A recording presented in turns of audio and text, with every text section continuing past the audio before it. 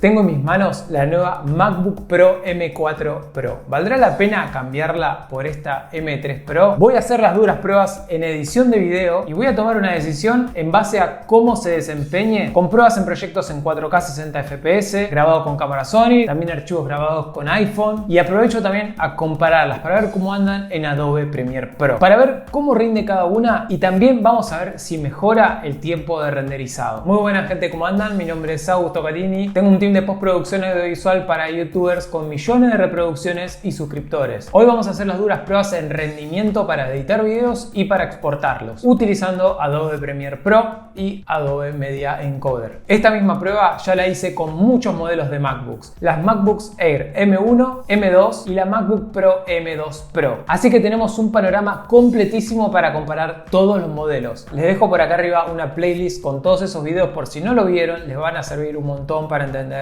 cómo funciona cada modelo. Y desde ya aclararles que todas las pruebas están hechas bajo las mismas condiciones y con exactamente los mismos proyectos. Y quiero definir si me quedo con esta MacBook Pro M4 Pro. Por suerte la tengo para hacerle todas las pruebas posibles antes de tomar una decisión. Que por cierto yo tengo actualmente una MacBook Pro M3 Pro. Internamente la principal diferencia es que la M4 Pro tiene 12 núcleos de CPU y 16 de GPU. La M3 Pro también tiene 16 de CPU, pero tiene 14 de GPU, o sea 2 núcleos menos. Donde también hay un cambio es en la memoria RAM. La M3 Pro viene con 18 GB de RAM de memoria base y en tanto la M4 Pro viene con 24 GB de memoria base. 6 GB más, es bastante. Otra cosa es que la M4 tiene puertos USB-C Thunderbolt 5 contra el Thunderbolt 4 que tenía la M3 Pro. De todas formas, ambos son una locura, son rapidísimos, pero obviamente nunca está de más tener puertos más rápidos, que eso nos permite hacer más cosas, como por ejemplo conectar 3 monitores a la vez mediante un solo puerto USB. Es una locura. Y por algunos tests de velocidad que estuve viendo ahí por internet, el SSD base de esta MacBook Pro M4 Pro de 512 GB es un 5% más rápido que el de la M3 Pro. Pero a mí, sinceramente, lo que me interesa es saber si hay diferencia en edición de video, que para lo que lo uso yo diariamente y lo que posiblemente muchos de ustedes también estén buscando. Así que vamos directamente con las pruebas. Esta vez voy a probar con 4 proyectos de mis clientes. Un video de Eduardo Arcos grabado en H264 en 4K con una Sony A7S III y tiene también algunos inserts grabados en 4K 50 FPS. Tenemos otro proyecto que es un video de Selenator grabado todo con iPhone en 4K a 60 FPS. Tenemos otro proyecto, esta vez de Bofe GP, grabado en 1080p con el programa de stream OBS. Está grabado en 1080 a 60 FPS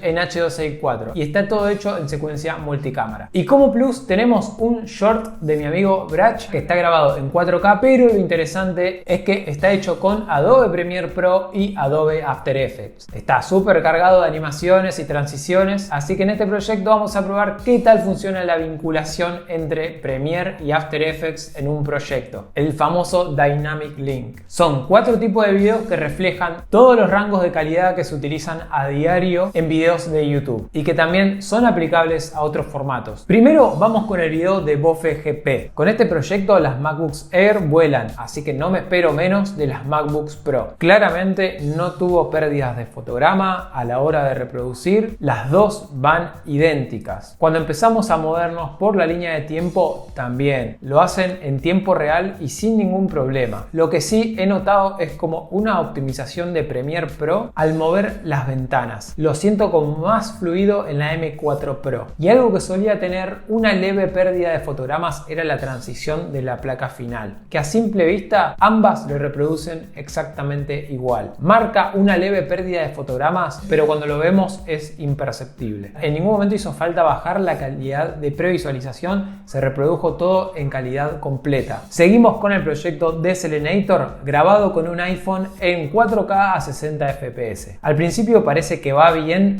pero después de unos segundos, cuando pasa por una capa de ajuste con efecto transformar, la M3 Pro empieza con pérdidas de fotograma, mientras que la M4 Pro sin ninguna pérdida. Acá lo pueden ver, este puntito amarillo significa que tuvo pérdida de fotogramas y este puntito verde significa que no hubo pérdida de fotogramas. Esto sí que parece ser un gran avance. En pruebas con otros modelos, a todas les costaba reproducir los gráficos esenciales de las redes sociales, junto con una capa de ajuste con Lumetri Color. En este caso vemos que la M3 Pro sí le cuesta y la M4 Pro sigue sin pérdida de fotograma. Acá sí que hay una diferencia. 600 fotogramas perdidos en la M3 Pro es muy considerable. Sobre el final podemos ver otro ejemplo donde es aún más notorio, y al probarla en una pantalla dividida, la M3 Pro, aunque se ve bastante bien, tiene también pérdidas. En cuanto a la fluidez del proyecto, es bastante parecido. Noté un poco más rápida la respuesta al poner play en la M4 Pro, como que la M3 Pro tarda un poquito en empezar la reproducción. Y vamos con la prueba definitiva, que es el video de Eduardo Arcos en 4K 50 fps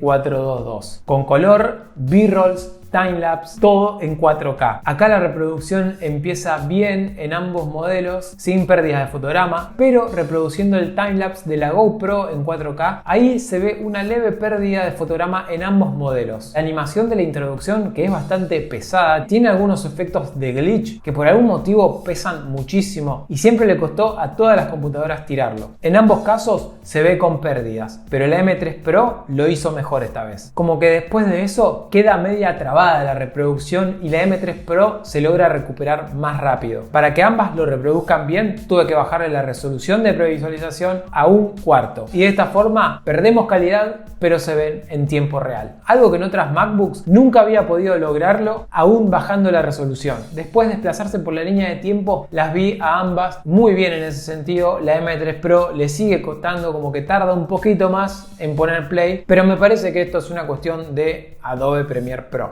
Por último, el short de Brach, que es un video editado en Premiere Pro, pero linkeado a una composición de After Effects. Brach me dijo que con su compu de escritorio no se ve en tiempo real, pero vamos a probar qué tal va con los MacBooks. Como podemos ver, no solo tardó una banda en empezar a reproducir, sino que se ve muy trabado. Es imposible reproducirlo en tiempo real. Si lo ponemos en 1/4, se ve un poquito mejor, pero es lo mismo. Y para moverse por el proyecto es bastante parecido. Tarda muchísimo en cargar la preview y después tarda más en reproducir. Definitivamente Dynamic Link es algo que Adobe tiene que mejorar, porque es imposible editar así. Y no creo que a estas Macs le falte capacidad para poder correrlo. Y vamos con los tiempos de render. Acá ya les anticipo, hay cosas muy interesantes. Las comparé con todas las pruebas que hemos hecho anteriormente en los mismos proyectos. El video de GoFGP exportado en 1080p a 60 fps en 12 megabits por segundo, la M3 Pro lo hizo en 9 minutos 46 segundos, un 7,28% más rápido que la M2 Pro. En tanto, la M4 Pro lo hizo en 8 minutos 14 segundos, que es un 15,71% más rápido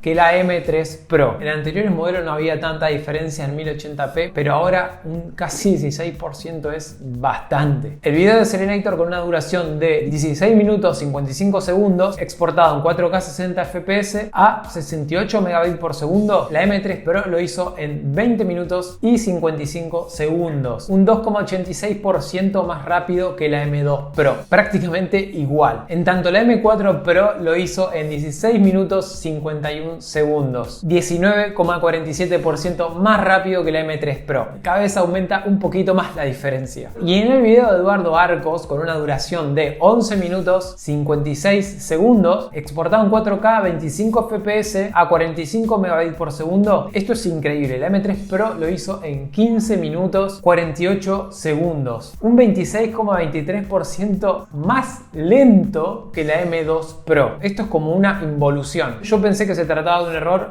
Por las dudas reinicié la Mac y volví a hacer la prueba para descartar errores, pero dio igual. Ese es el tiempo que lleva. En tanto, la M4 Pro lo exportó en, escuchen bien, 8 minutos 38 segundos, un 45,39% más rápido que la M3 Pro. Lo hizo casi en la mitad del tiempo. Y para el short de Brach, que dura 1 minuto 6 segundos, lo exporté en 1080p 30 fps a 12 megabits por segundo. La M3 Pro lo hizo hizo en 8 minutos 7 segundos. En cuanto a la M4 Pro, lo hizo en 6 minutos 45 segundos, un 16,85% más rápido. En todas las pruebas la M4 Pro fue la más rápida y en promedio para exportar videos es un 24% más rápido que su antecesora. Y teniendo todos los datos sobre la mesa, acá está mi M3 Pro, que no sé qué le pasó con ese video, pero sí, es que con los datos sobre la mesa podemos decir que M3 Pro y M2 Pro son exactamente iguales en rendimiento en edición de video, al menos con Premiere Pro. Incluso exportando, aparentemente la M2 Pro es mejor en algunos casos, y eso puede deberse a que la M2 Pro tiene un núcleo más de GPU. Pero bueno, habrá que ver cuando salga esto de Apple Intelligence, y hay alguna diferencia en cuanto a inteligencia artificial, al menos entre la M2 Pro y la M3 Pro. Yo creo que no. En cuanto a la fluidez para editar, me parece que vale la pena la M4 Pro. Podemos reproducir en tiempo real casi todos los casos donde la M2 Pro y la M3 Pro no podían hacerlo. Es como que tiene ese poquitito de potencia que le faltaba a los anteriores modelos. Y me sorprende muchísimo que hayan logrado un 24% de diferencia al renderizar videos. Eso también creo que es algo destacable. Si estás por comprar una MacBook Pro base y te podés estirar un poquito de presupuesto, yo ni dudaría en ir por una M4 Pro. Tengo una decisión tomada, claramente la voy a cambiar. Ahora tocará vender la M3 Pro, que ya no está disponible en la tienda oficial de Apple, pero atención, este nuevo lanzamiento no quita que hoy en día sea una gran oportunidad conseguir por ahí alguna M2 Pro o una M3 Pro a un muy buen precio, ya que como hemos visto en muchos videos en el canal, son excelentes MacBooks para editar videos y usarla como computadora principal. Y en cuanto a las MacBooks Air, como siempre les digo, sirven para editar, pero con un poquito más de paciencia, pero sirven para un uso eventual. En edición de video va de 10, o como computadora secundaria. Les dejo por acá, están todas las pruebas en mi canal, cliquea acá para verlas. Me gustaría que hagan sus propias comparaciones y me dejen un comentario para ver qué opinan de este nuevo modelo. Mi nombre es Augusto Calini y nos vemos la próxima.